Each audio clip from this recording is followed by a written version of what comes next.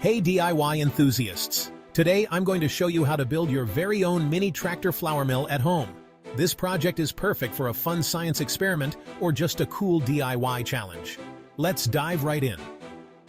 First up, the materials you'll need.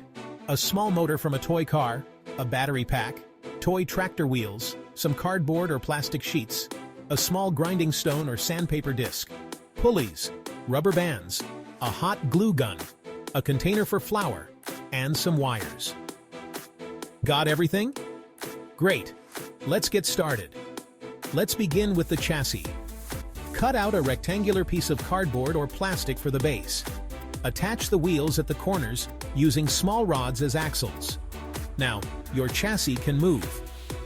Next, the motor setup. Attach the motor to the front or middle of the chassis with glue or screws. Connect the motor to the wheels using a pulley system and rubber bands. Now, your tractor can move. Time for the flour mill assembly.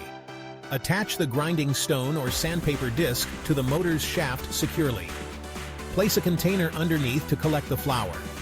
Optionally, add a small hopper above the grinding stone to feed grains slowly into the mill. Now, let's wire it up. Connect the motor to the battery pack. Add a switch for easy control. Test it to make sure everything runs smoothly. Secure all parts and make sure nothing is loose. Decorate your mini tractor with paint or stickers to make it look awesome. Attach the battery pack to the back or underneath the chassis. Now for the fun part. Show off your mini tractor flour mill in action, grinding small grains into flour. Highlight the mechanism and the end result.